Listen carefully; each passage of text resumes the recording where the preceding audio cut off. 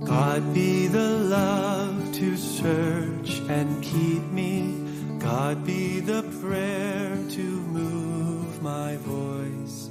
God be the strength to now uphold me.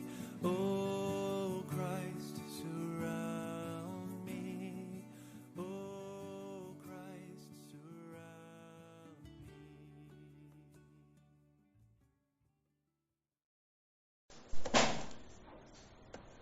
Evangelio de San Lucas, capítulo 3.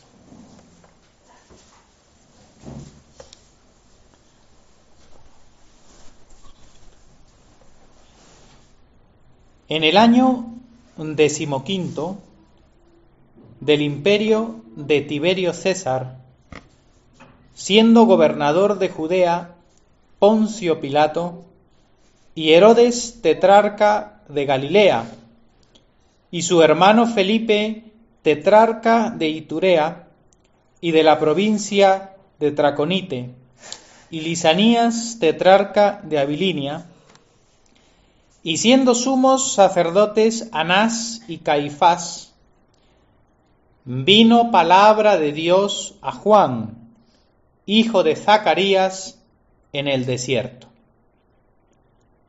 Y él fue por toda la región contigua al Jordán, predicando el bautismo del arrepentimiento para perdón de pecados, como está escrito en el libro de las palabras del profeta Isaías, que dice: voz que clama en el desierto, preparad el camino del Señor, enderezad sus sendas.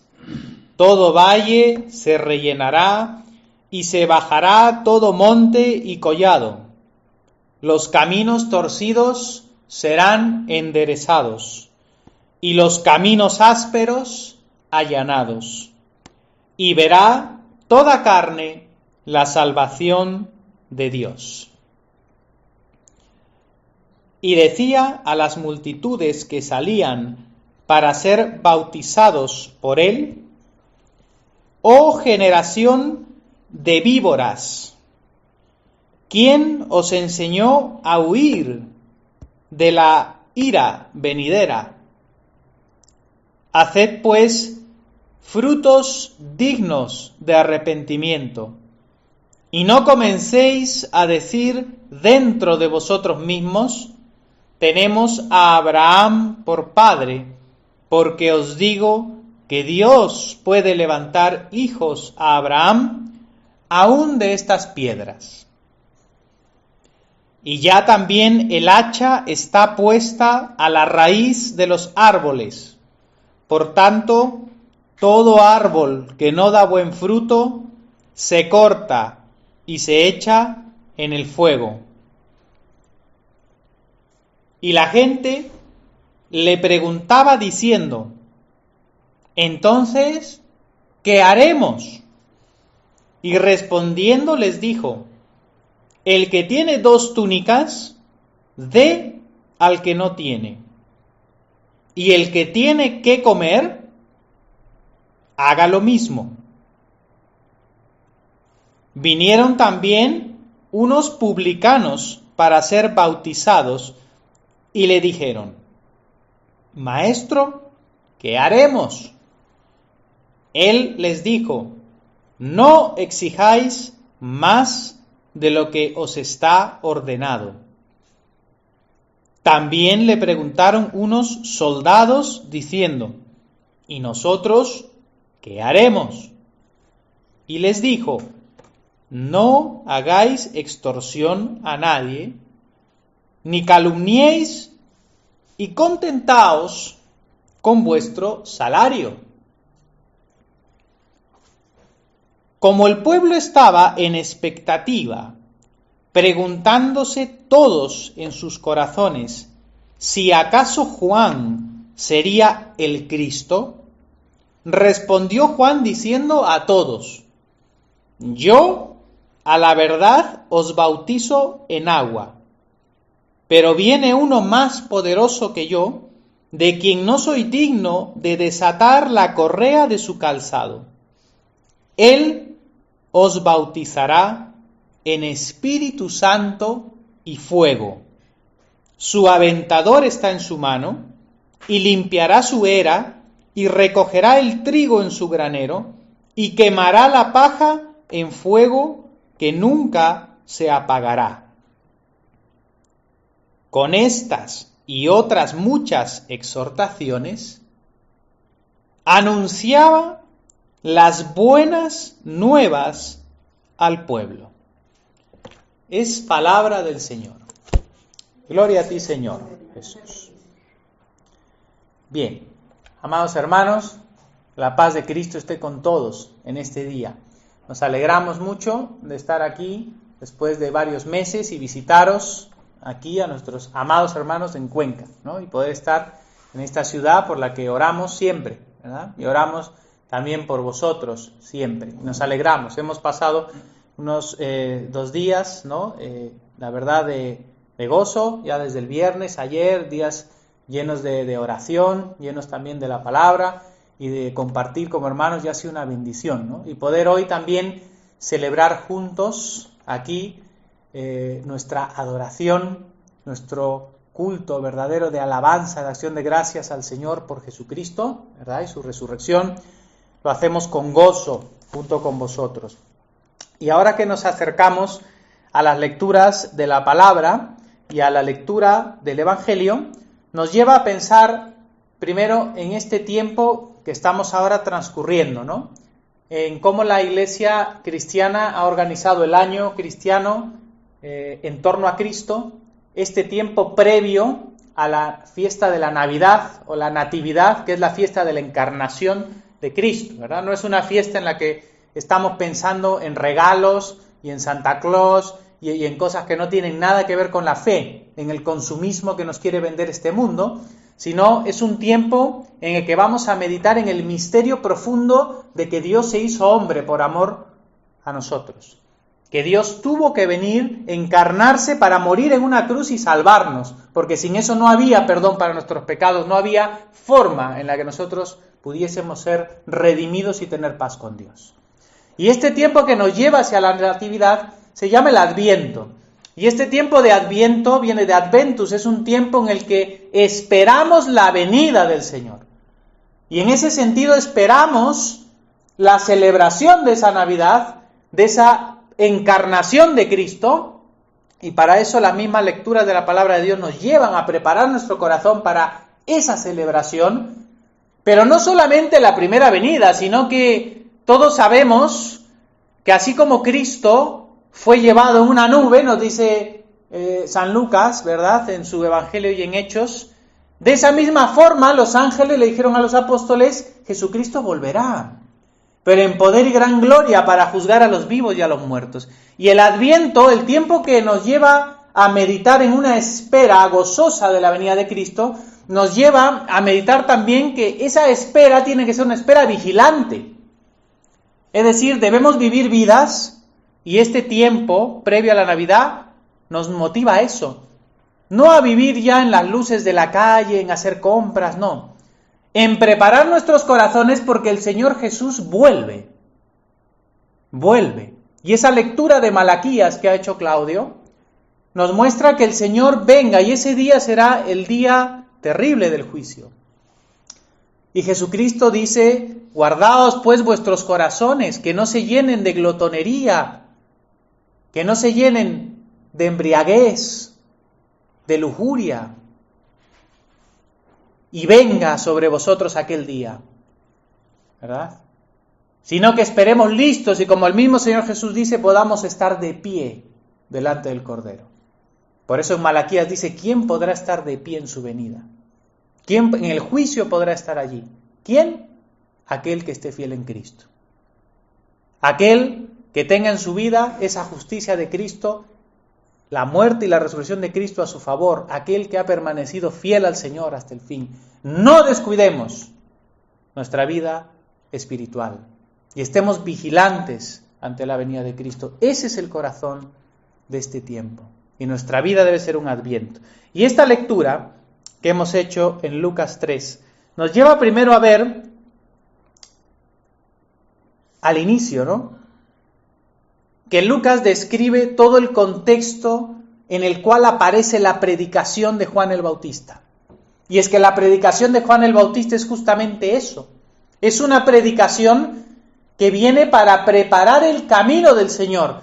Juan el Bautista es el precursor de Cristo, es el profeta que viene a anunciar la venida inminente del Señor y que llama al pueblo a estar preparado.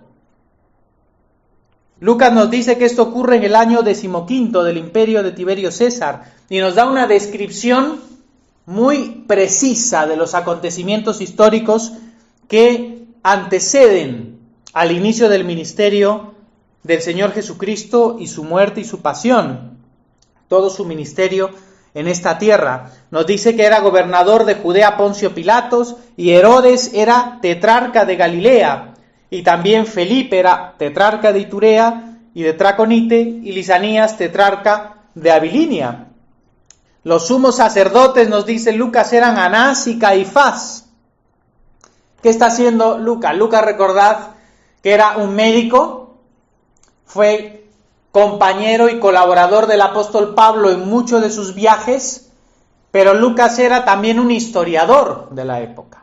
Y él escribe su Evangelio y Hechos de los Apóstoles como 2 tomos de una misma obra, y son un relato histórico, con una investigación precisa. Él así dice al inicio de su Evangelio, que él ha investigado con cuidado todos los acontecimientos de Cristo, para relatárselos a Teófilo, ¿no? Este que estaba siendo instruido en la fe de los apóstoles. Entonces Lucas escribe estos detalles, nos da el contexto histórico que nos muestran que Cristo, pues por supuesto, fue una persona real que existió en este mundo porque Dios se encarnó en un momento concreto de la historia. Y ese contexto geopolítico que nos muestra aquí Lucas habla de estos poderes humanos, de estos reyes humanos, el imperio de César, ¿verdad? De Tiberio César, que fue el que sucedió a Augusto César. Y luego en los sacerdotes judíos nos habla de Anás y Caifás, que son estos sumos sacerdotes que están ya involucrados en la pasión de Cristo, ¿verdad?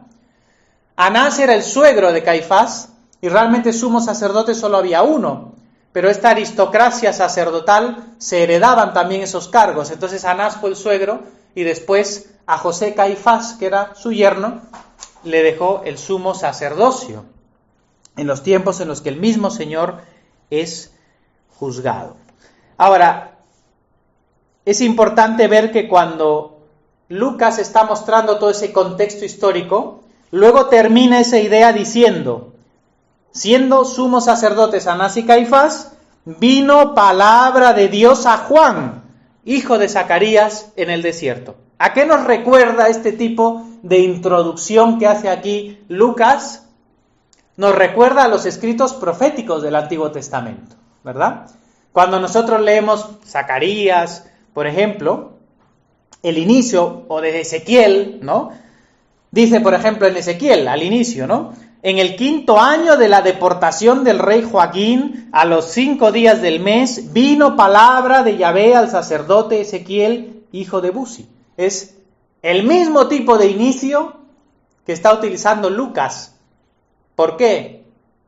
Porque Juan el Bautista es un profeta. Y es en realidad el último profeta y el más grande profeta de los profetas del Antiguo Testamento, ¿verdad? Y el mismo Señor Jesús lo dice. En Mateo 11:8, el Señor dice, ¿qué salisteis a ver? ¿A un hombre cubierto de vestiduras delicadas? He aquí los que llevan vestiduras delicadas en la casa de los reyes están. ¿Pero qué salisteis a ver? ¿A un profeta? Sí, os digo, y más que un profeta, porque este es de quien está escrito, he aquí yo envío mi mensajero delante de tu faz, el cual preparará tu camino delante de ti. De cierto os digo, dice Jesús, que de los que nacen de mujer no se ha levantado otro mayor que Juan el Bautista. Pero el más pequeño del reino de los cielos, mayor es que él. El Señor Jesús muestra que Juan el Bautista fue el más grande profeta del Antiguo Testamento. Por eso dice, luego los hijos del reino, el más pequeño es mayor que él, porque los de la nueva alianza, los del nuevo pacto, los que ya están después de la cruz de Cristo, dice, tienen mayor bienaventuranza que Juan. Pero del Antiguo Testamento no hubo nadie mayor que Juan el Bautista, porque él fue de todos los profetas el único que estuvo presente cuando Cristo encarnó e inició su ministerio. Él es el único que es el precursor que está presente y de hecho bautiza a Cristo mismo. Le da inicio al ministerio terrenal de Jesucristo. Entonces ningún profeta ha sido más grande que Juan. Y por eso es que la predicación de Juan es sumamente importante para todos.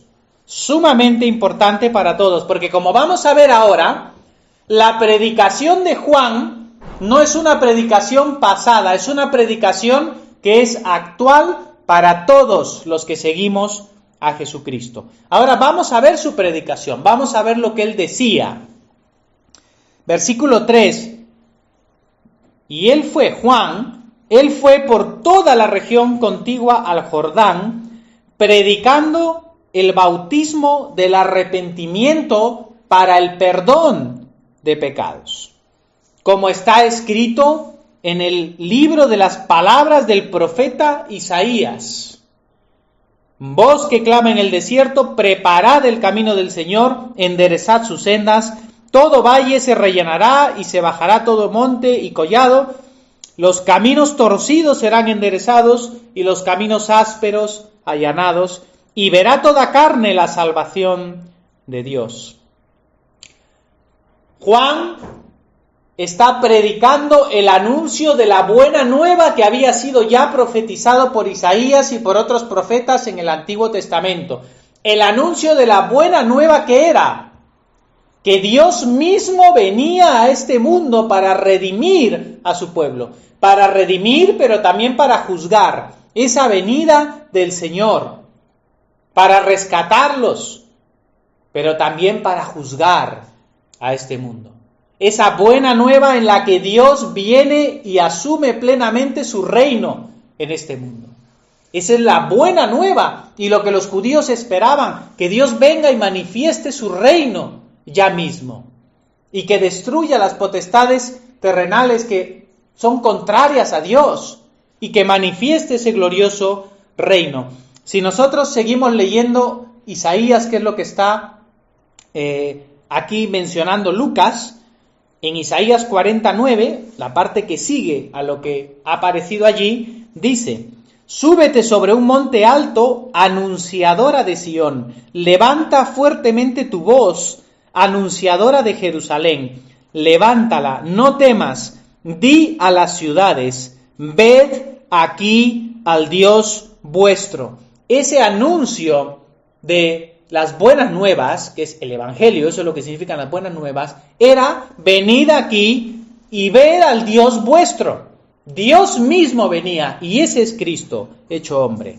Sigue en Isaías: he aquí que Yahvé el Señor vendrá con poder, y su brazo señoreará. He aquí su recompensa viene con él, y su paga delante de su rostro. Como pastor apacentará a su rebaño.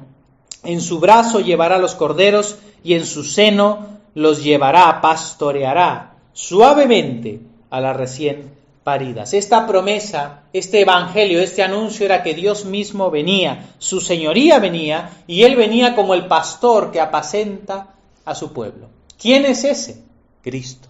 Es el Señor que viene a este mundo y vino. Y ese es el anuncio que está dando Juan el Bautista. Y en ese anuncio está haciendo un llamado ¿a qué? Al arrepentimiento.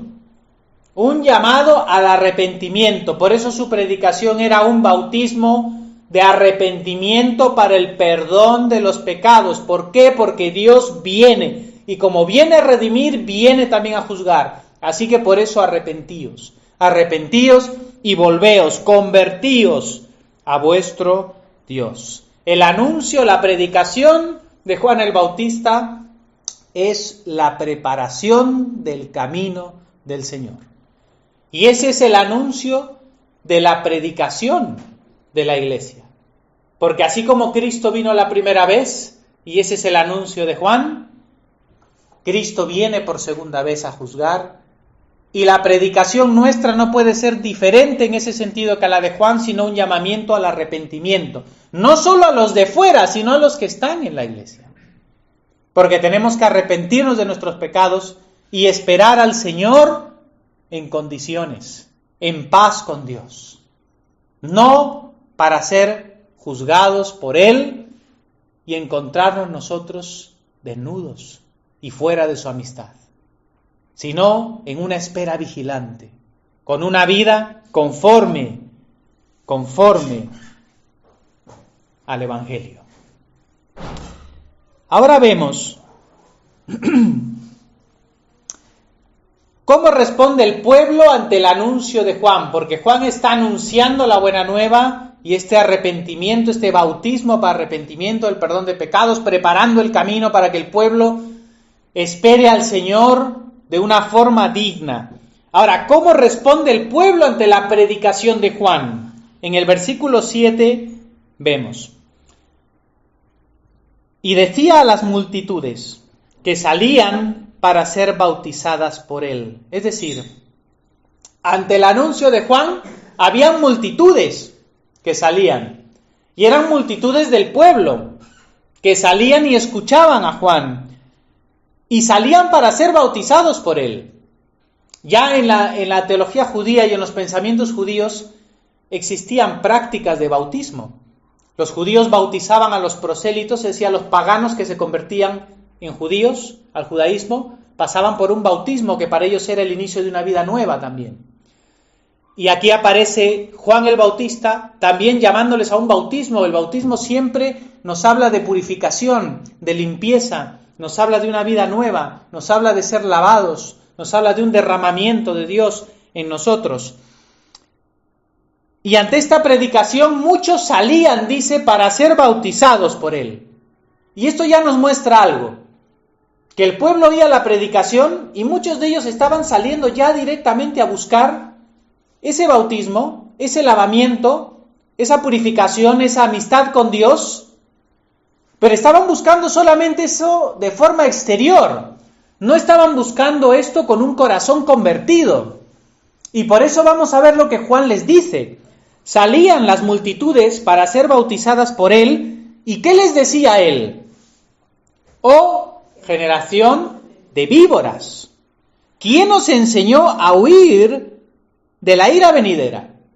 Es decir, Juan les está diciendo, estáis viniendo a recibir el bautismo para el lavamiento, como si fuera una cosa así nada más que un ritual, pero sin la conversión de vuestro corazón.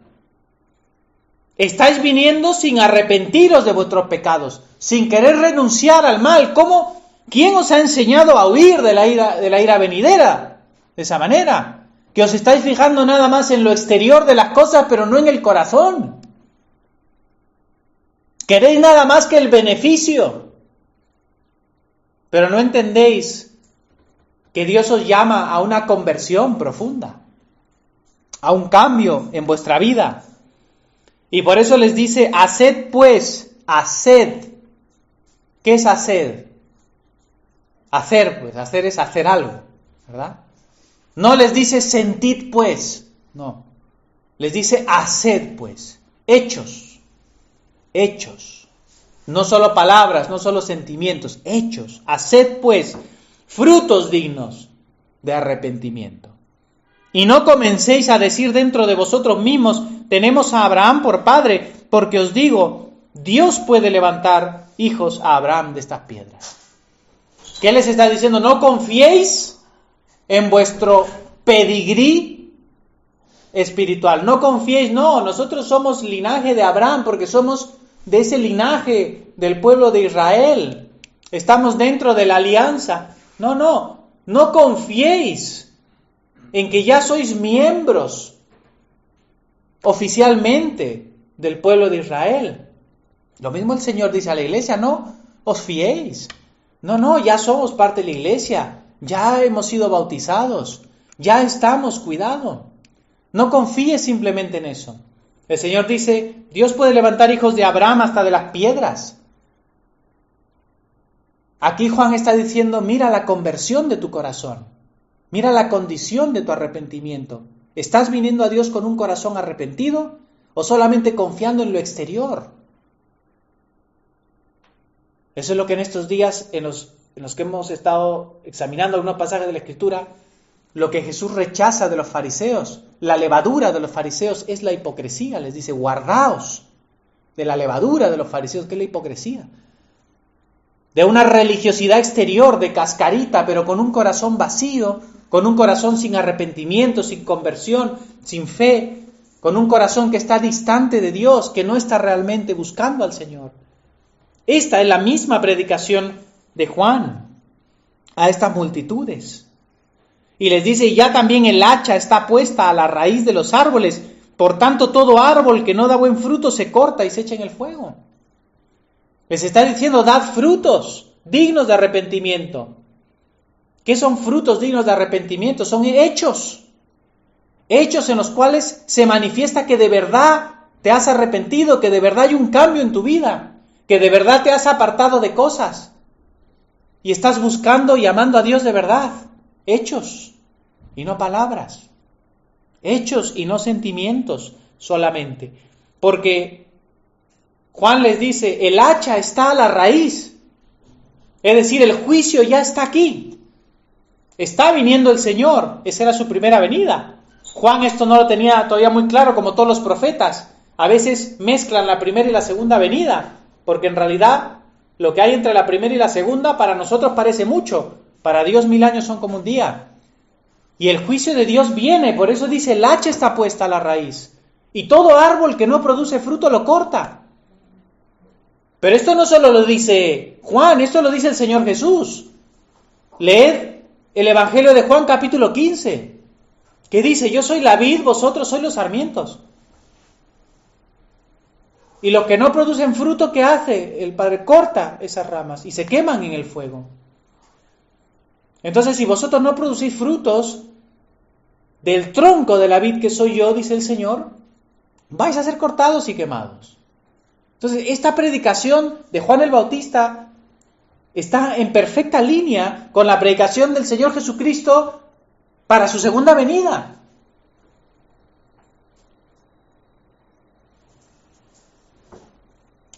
Frutos dignos de arrepentimiento. Ahora, cuando Juan predica, y sabemos que Juan tiene una predicación muy dura, porque lo leemos y esta es una predicación dura. Pero cuando él predica esto, la reacción de la gente aquí es buena. Porque es la misma reacción que tuvieron los que oyeron la predicación de Pedro en el día de Pentecostés. Cuando Pedro les habla y que habéis crucificado al Señor de la vida, les muestra que al Cristo, este verdadero Cristo, ellos lo habían llevado a la cruz. Todos cuando se ven allí convictos de pecado, ¿qué dicen? ¿Qué haremos? ¿Verdad? Y ahí San Pedro les dice, bautizados, convertidos y bautizados, ¿verdad? Y los llama. Pues aquí igual, ante la predicación de Juan el Bautista, estamos viendo la unidad entre la predicación de Juan el Bautista como un profeta final del Antiguo Testamento y la misma predicación de Jesucristo en el Nuevo Pacto y la predicación apostólica. Hay una unidad en esto. Pero vemos aquí que ante la predicación, versículo 10, la gente preguntaba diciendo. Esta predicación dura, pero la gente reacciona, ¿no? Cuando hay una predicación fuerte. Y la gente le pregunta diciendo, entonces, ¿qué haremos? ¿Verdad? Porque Juan les dice, haced frutos dignos de arrepentimiento. Entonces la pregunta de la gente es, ¿qué son frutos dignos de arrepentimiento?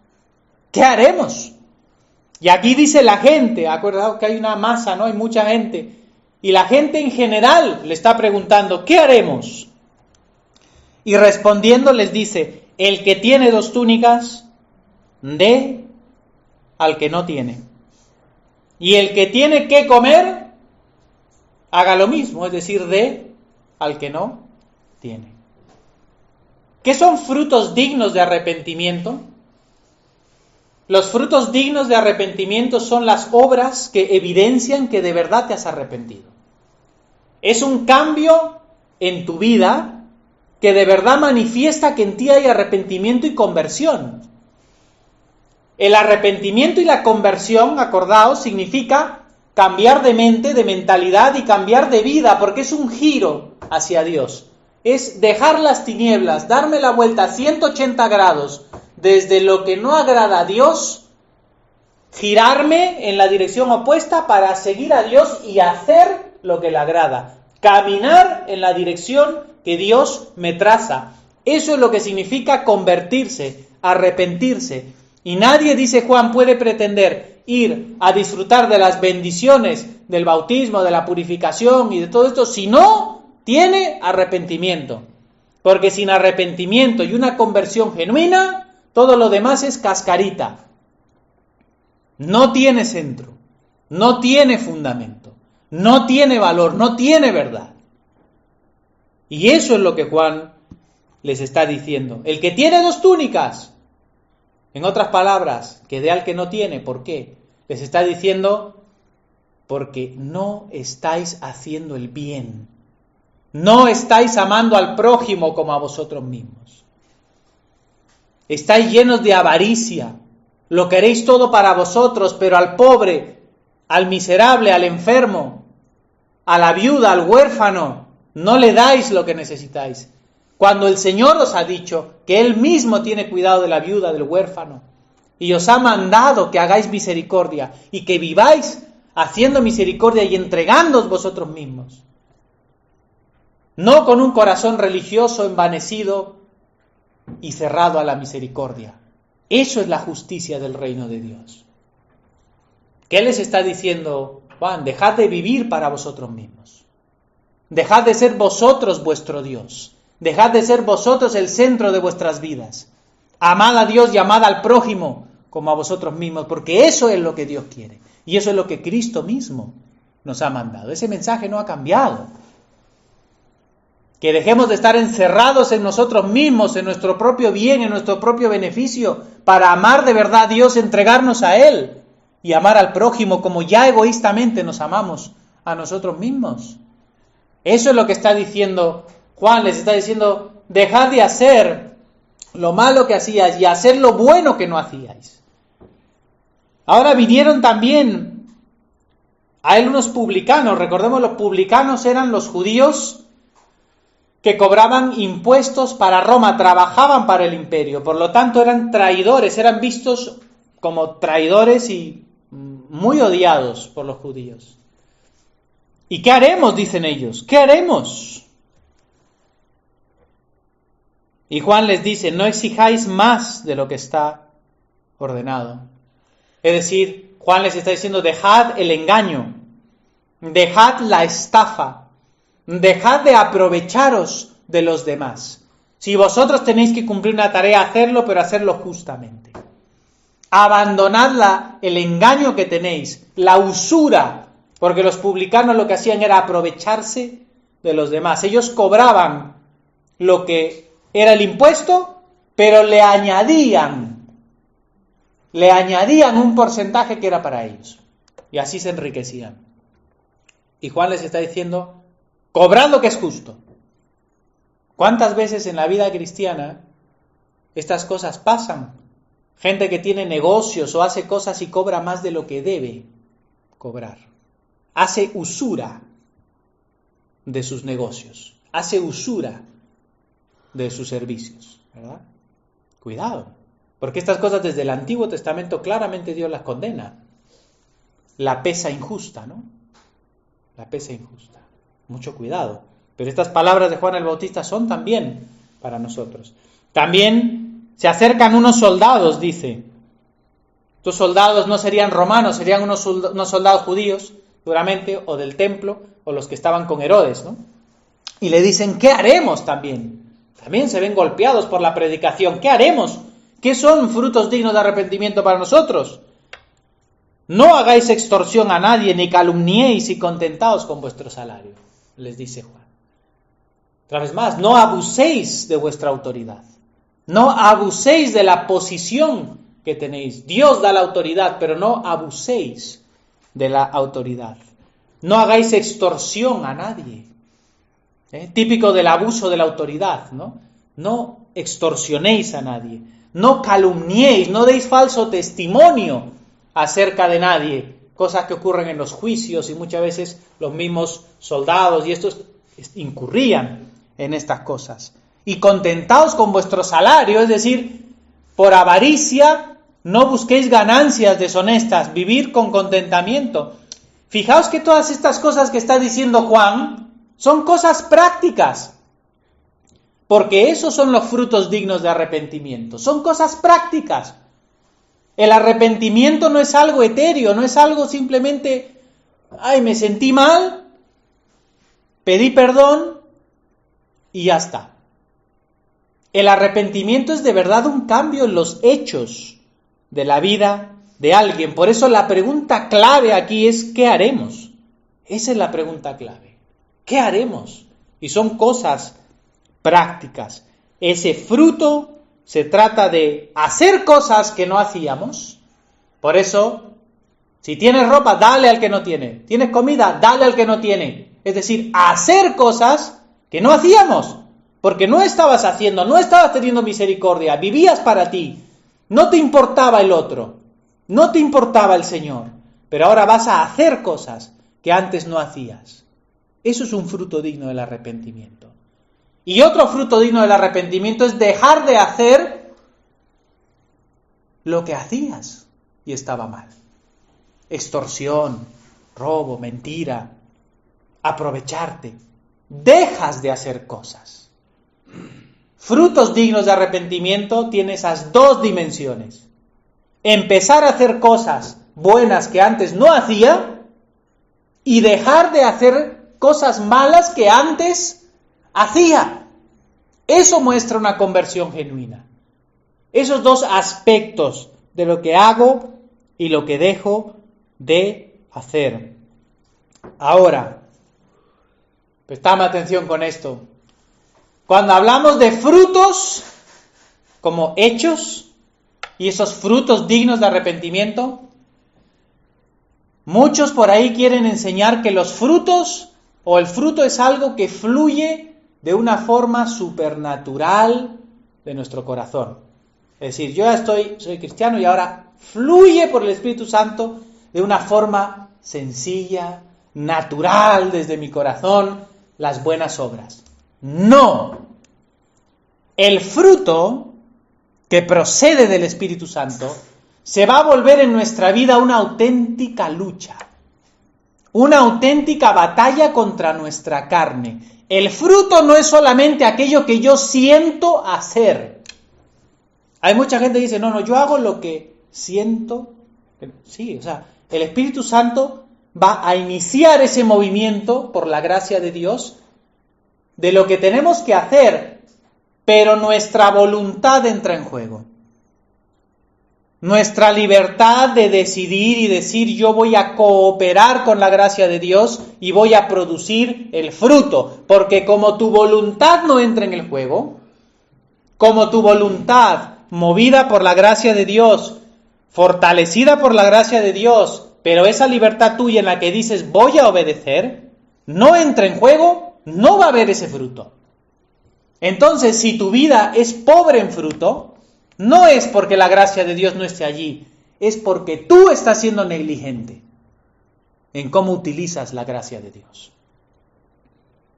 Dios te da la gracia que necesitas, pero tú tienes que utilizar esa gracia y esforzarte para producir el fruto.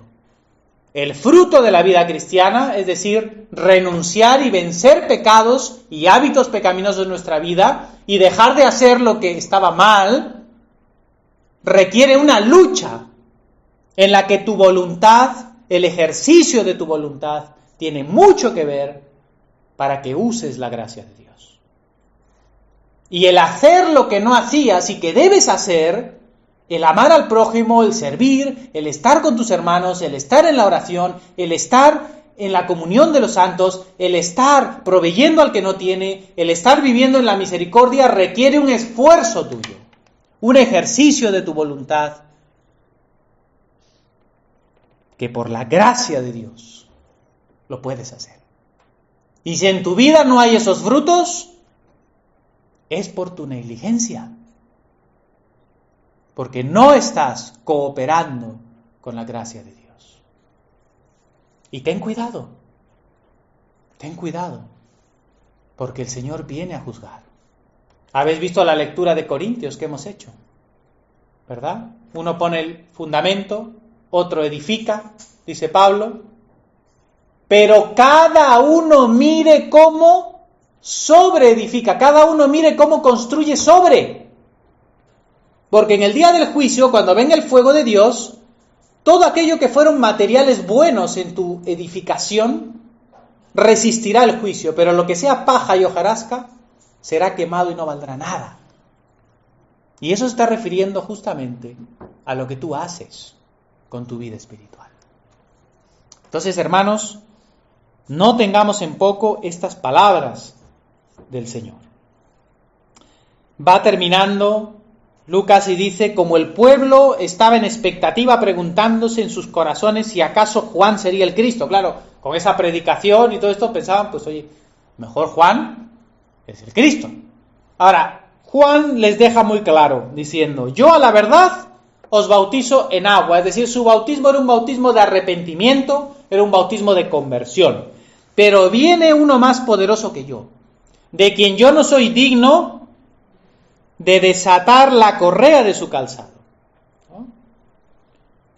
Ese más poderoso es Cristo, ¿verdad?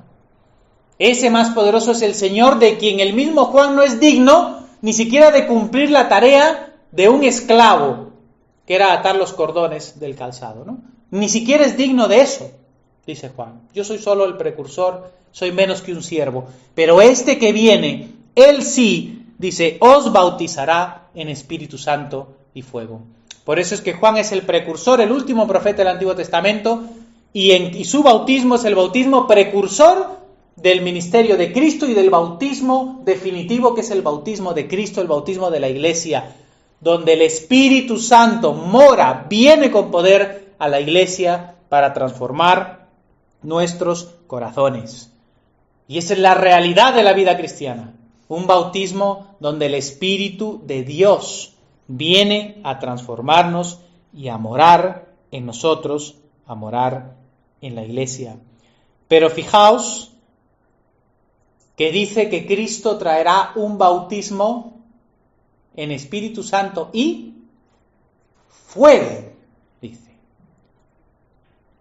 No solo el bautismo en el Espíritu Santo, que es ese bautismo que recibimos aquí, unidos a Cristo, en la vida cristiana, sino que también el bautismo de fuego. ¿Y a qué se refiere? Algunos han querido interpretar como el fuego del Espíritu, ¿no? El bautismo en Espíritu y el fuego del Espíritu Santo. No. Si tú lees el contexto de lo que está diciendo allí, y como la Iglesia antiguamente siempre ha entendido esto, el bautismo del Espíritu es el bautismo que recibimos aquí cuando nos unimos a Cristo. Pero el bautismo de fuego se está refiriendo al juicio.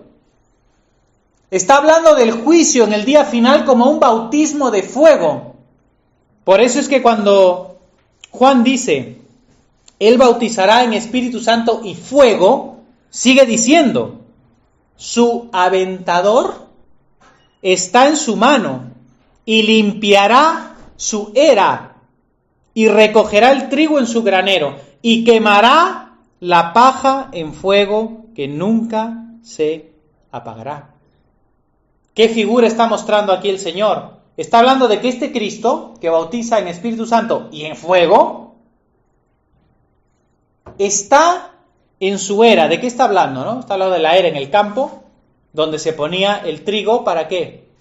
Para separarlo de la paja. Y dice el aventador, el bieldo está en su mano, el trinche ese largo, ¿para qué? Para levantar, ¿no? El trigo, zarandearlo en el aire, y en la era, ¿qué se hacía, no? Se levantaba esto para que cuando pase el viento separaba la cascarita de los granos. ¿Y qué se hacía con la paja que caía? Al fuego. Y el trigo, ¿verdad?, al granero. Y esa es la figura que está utilizando del bautismo de fuego, que será el juicio final, donde con su aventador el Señor verá quién es trigo y quién es pura paja, cascarita exterior, una vez más. ¿Quién es nada más lo exterior, pero no está el corazón, ¿verdad?, de la conversión?